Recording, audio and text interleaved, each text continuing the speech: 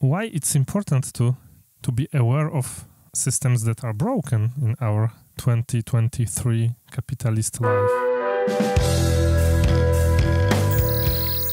Hello and welcome to the Digital Pragmatism podcast with Gosia. Hello. And Jerzy. Hello.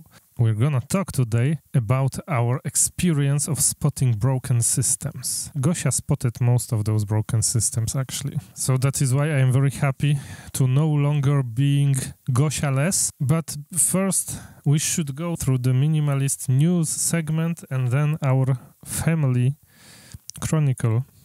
Would you like to share some news that reached you, even if you're off social media and off news? So you are my main source of information. But and you told me that Facebook will be charging for human customer service. Yes. And for having accounts verified.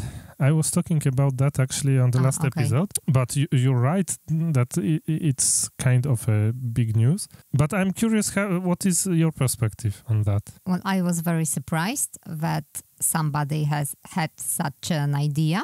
Who had this idea? You think that it was Zuckerberg or somebody from the management board? Well, I don't know, but it's really strange because in my opinion, Facebook is not on the growing path. I would say that a lot of people are actually quitting Facebook. Yeah, maybe they are asking for money because they are not growing anymore.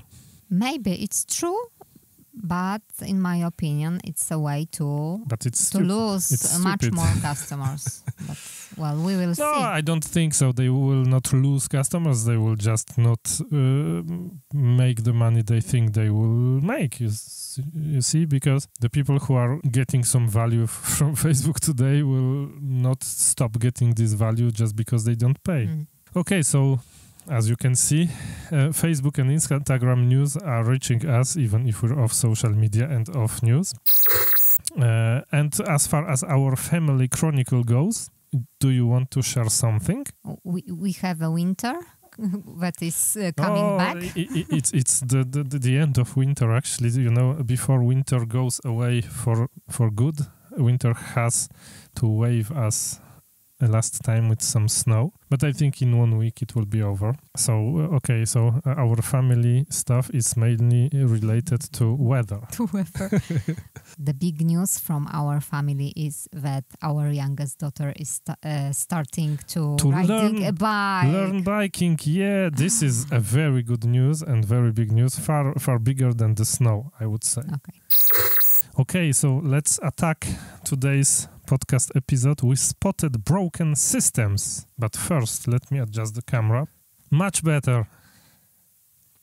So, which broken systems have you spotted, Małgorzata? Oh, maybe before you start telling about those systems, please tell me why it's important to be aware of systems that are broken in our 2023 capitalist life. It's important because if you are unaware of its functioning, you can be completely lost. When you are looking for a job, you will not find this job so quickly as you could if you know the system. So you basically will not reach your goals. Yes, you will spend time and money, and it will not have any results. Exactly. So the first system Gosia spotted that is broken, it's publishing unsuccessful ad campaigns on LinkedIn and Facebook. And this was spotted when we first tried to market our journal, the Journal of Emotional Bond. We have thought, hey, Facebook and LinkedIn, they have this platform to buy and publish ads. So basically, we should create, an audience of ideal customers for us, and then we should try to market this journal through those ads. And please tell everybody, Gosia, how it went. It was completely unsuccessful, but maybe I wasn't, wise enough to use it. I don't think so. Basically, I have helped you a lot with that, so I think that both of us, the two of us, were wise enough. I'd say that a first indication that this system, both and Facebook and LinkedIn ads, is broken is that there is a big ecosystem of people that are selling you products, educational products related to how to use it. And basically, if you have a broken system, you will have a big ecosystem around this broken system because it makes people money. And this is something that works around Facebook and around LinkedIn. There's agencies that tell you, and there's people, freelancers that are telling you it's normal that your ads are not bringing any money, any sales. It's because you're stupid and you should actually buy services from us. And I think that it is a good indication that it is a pyramid scheme and it's a broken system. Pyramid scheme. Yeah, that basically the systems, the ad selling systems on Facebook and LinkedIn just don't work. They work for 2% of people that are marketing specific things on those platforms, and the rest of people, it's just a big black hole that people throw money inside, and it brings no results to everybody, but everybody thinks that, maybe we should be more educated, we should make better copy, maybe we should make better graphics for our ads, and actually it's not their fault, it's just the fault of the system. People are not willing to click on Facebook ads anymore. Maybe 10 years ago they were willing, not today. Yes, because it's just too much. It's just too much, and think about people who are actually using Facebook still today. Those are not the people who are the most interested in buying stuff. I don't want to say that it's only old people because it's not true, and we're old also, but but it's not the youngest generation that would be interested in, buying something just because they saw an ad on LinkedIn or on the Facebook feed. Another system that is broken, in our opinion, it's the ecosystem that surrounds applying to companies, looking for a job. You basically have online courses, you have freelance consultants that are teaching you how to apply to jobs. So it should work like this. A company has a careers page, and you should submit your CV through this careers page. And there should be people on the other side of this careers page that are looking through these CVs that are submitted, and they are contacting candidates. And it's not working like that. Basically, so if you submit your CV through an ATS, it will get completely buried somewhere in the trash, probably. Nobody will ever contact you. You can send 200 CVs like that. Nobody will ever contact you, and people will try to sell you courses. You don't know how to apply. You should be better educated on how to use our career page, Yes, because ATS system was created to facilitate the life of HR managers. But in theory, to make the first screening CVs easier, yeah. But actually, when you are applying for a job, you have to know how to write your documents for this specific ATS system, and there's 6 or 7 of them, And everything has a meaning. So basically, you have to know how to format your CV. But not only how to make it look cool, but also how to make it ATS friendly. Well, actually, the best way is to have a very simple CV without... That is ATS friendly and not is looking good.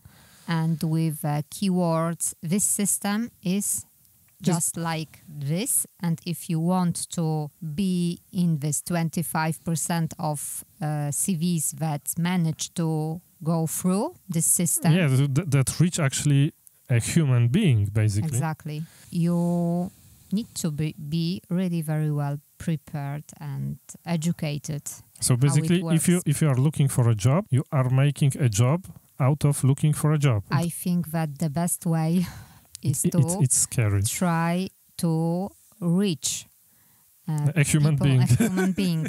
So basically, when you are looking not for go a job, through the ATS, but go around. Of course, it's not so easy because there is a lot of companies that that No, they have some Yeah, compliance. they have to go through the ATS, because if not, they will be considered as biased. So it is a broken system because it's very, very hard to To follow the rules, basically. yes, and you And- have to prepare your CV each time when you are applying somewhere. Does it make a difference whether I noted director of IT or IT director? Or No. It's rather when you was working as a content marketing manager Okay. and you are applying for marketing manager. So I So should delete the content. Yes, so you should put Okay. marketing manager, not a content manager. But it's Although content manager is a marketing manager, yeah, but but it's the same. A marketing manager is making content today. This is something I was completely ignorant of, but it's cool to know that I should prepare every time I reach an ATS system. a company customer relationship where you can't get to human customer service. Have you already experienced that situation that you have a problem with the service? You need help from customer service and you cannot reach a human. No, Shopify, Shipbob, maybe you have tried to contact them when setting up our shop. But There were humans. they were humans. Ah, okay. But I very often when I'm calling a service line, Mhm. there is a human, but not acting like human, but with The IVR, so they are telling you press 1 for something, press 2? No.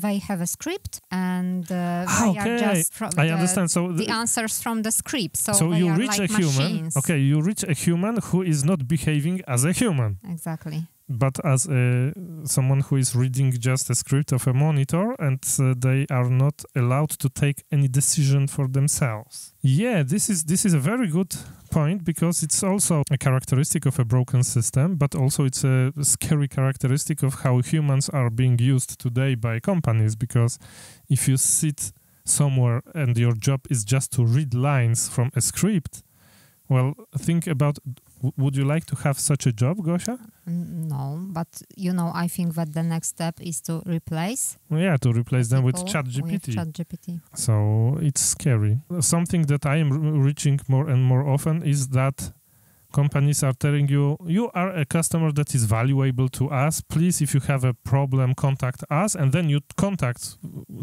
the customer service because you have really a problem. And the first 2 or 3 iterations are actually bouncing back to you saying, okay, thank you for contacting us. Here is our FAQ. Please try to find an answer yourself. And then I am writing, no, I have tried and there is no answer there. Maybe you are able to find the answer on an online forum or on a Discord server somewhere. And so they are bouncing back your tickets 3 times before they are actually allowing you to reach someone. This is, of course, more common in tech companies, but it's so bad. I think that every person who is buying a service or a product and has a problem with this service or product actually wants to reach a human. And finally, my preferred broken system is the relationship between a citizen and a government of a country, where you pay taxes and you see that those taxes are making no progress in your life. First of all, do you think that Poland is such a country that basically you pay taxes and nothing happens? We were supposed to not to discuss politics. It's not politics. You are a citizen of Poland. Well, on a local level in my community, I can see that the money are spent, I think, in a good way. Quite well. Quite on well. a local level, On a I local think. level, Yeah. yes. I can see the progress. There is a lot of investments that are good for people living here. And on national level, of course, there is an education system and healthcare that is not working Not so very great. well, and there's no progress. Yeah, it's how I feel also. that I would say. And it's very difficult to change it. I mean, so we are participating in votings. The difficulty lies in the system precisely, and the system is broken because the amount of years that you are electing people in Poland is too short. And so people are not incentivized in some deep systems thinking and improving those systems, but actually they are incentivized to just prepare for the next elections. And I would say that it could be much better if just the cadence was elongated. But I have the possibility to compare Poland to Tunisia, where I lived for 10 years. And I can tell you, maybe it's because Tunisia at the time was growing even faster than Poland. But there, it was many years ago. Yeah, it was 20 years ago, of course, but still there was a tremendous difference. Maybe because also it was a quasi-authoritarian government at the time. So when the president was telling, we're gonna do something, actually the project started when he was telling that. So you can see the construction works, etc. It was quite cool. I'm not telling that authoritarian regimes are good, because they are not. There was a link between taxes and progress in society. In Poland, it's more visible on the local level. But I was also comparing recently the educational system in Poland and in Denmark. Mm-hmm. And when you take the Statista data and you compare the raw mathematical statistical data between Poland and Denmark, it's very similar as how the system is structured, the number of hours, the number of years at school. Mm-hmm. There is differences. Those are very important differences in how much teachers make. Mm-hmm. In teachers' salaries. Those are much higher in Denmark than in Poland, and it's in dollars per month, and it's also in percentage of GDP. It's way higher in Denmark. But if you look how the system is structured when the teachers are changed for the classes, how is the class size, what are the specializations you can choose at various stages of the education, it's actually very similar, Much more similar in between Poland and Denmark than between Poland and France, for example. Do you have any other suggestion about a broken system? So if you have a suggestion about a broken system and how to spot it, leave a comment on our website, digitalpragmatism.com. It's where we love to receive comments, and we will reply then. Thank you very much, Gosia. Thank you. And see you in the next one.